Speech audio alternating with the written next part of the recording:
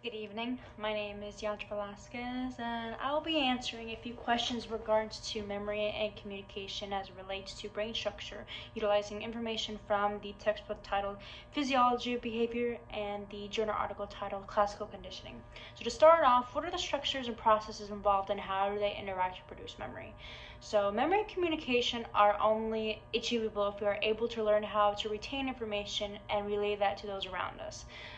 So learning is divided into four categories. A stimulus response learning is a specific behavior learned after exposure to a specific stimuli in the form of classical or operant conditioning. In classical condition, it associates a standard or unconditioned stimulus that is already known to bring about a specific type of behavior with one other stimulus, which is a conditioned that then over time causes the same behavior on its own. For example, in Ivan Pavlov's research, he brought out food, unconditioned stimulus, which would then cause the dog to salivate behavior. Pavlov then used the bell conditioned stimulus every time he brought out food. Once time passed, every time the bell would ring without the presence of food, the dog would salivate. How this occurs on the neurological level is that the sight of food triggers the somatosensory neurons of the brain, which then communicates with the motor neurons, causing the salivation. The synapse connection is strong, however, the sound of the bell, which triggers the auditory neurons, and its connection with the motor neurons are weak due to no prior association, but builds over time with repeated exposure. The motor neuron will eventually initiate the salivation behavior with just a ring of the bell, thus creating a memory. This occurs in the lateral nucleus of the amygdala.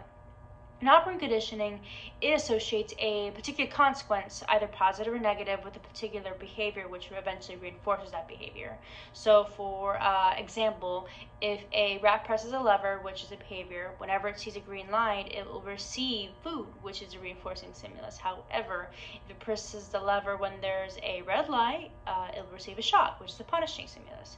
The connection lies in the sensory association cortex that controls perception, seeing the red or green light, which communicates to the motor association cortex, the frontal lobe, which is responsible for the rat pressing the lever to receive the reward, ultimately strengthening that side communication. Between those two cortexes, there are two paths. The first is direct transcortical connections, which happen from one part of the cerebral cortex to another part, and two connections between the basal ganglia and thalamus. The first occurs when an individual is first learning the behavior and is becoming more constant to it with repeated exposure and memory retention. And the second occurs once that behavior becomes more automatic after the memory is officially retained. In motor learning, it involves motor system and environmental stimulus. So the motor system learns how to react to certain stimuli to produce a certain behavior that is equipped to properly navigate that stimuli. The cortex and basal ganglia are involved. Motor movements are controlled by the primary cortex, motor cortex, while the basal ganglia learns those movements in relation to the external stimuli. Perceptual learning, this type involves recognition or being able to identify aspects of the external environment and responding to it with appropriate behavior. The cortex is what controls this particular type of learning. Communication starts at the striatal cortex after visual stimulation, where it then travels to the extract cortex after they analyze the visuals more in depth. Once accomplished, this area then communicates with another region called the visual association cortex, which is broken up into two separate pathways. The first pathway is called ventral, responsible for recognizing objects, and it gets its name from taking this information and moving it ventrally to the inferior temporal cortex. And the second pathway is dorsal. It involves being able to perceive the object's location, getting its name from taking this information and moving it dorsally to the posterior parietal cortex. These synaptic changes in the extract cortex are what creates memories. So once these changes occur more often, become solidified after stimuli recognition, it replays that visual memory in the brain.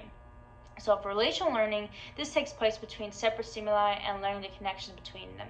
The hippocampus is primarily involved in this type of learning.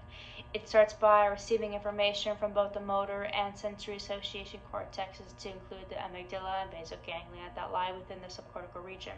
After it is processed, it connects with the other portion of the brain previously mentioned that consolidate memories. So from there, this communication allows a new information being processed and these memories to create a relationship, binding them together so they associate with one another.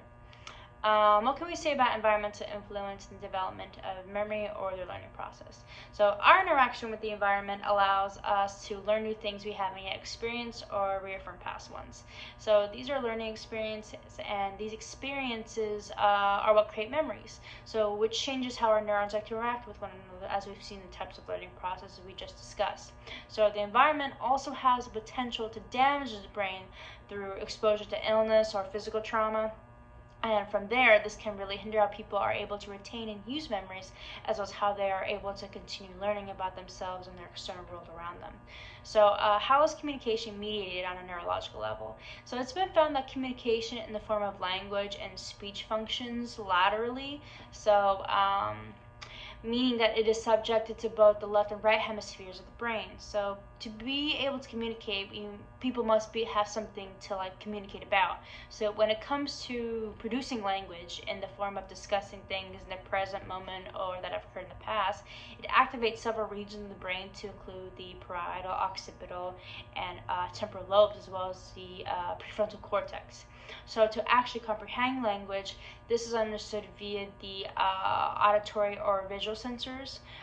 Being able to identify those words when it comes to communication involves the larynx area in the left hemisphere, where it then activates the memories of those said words.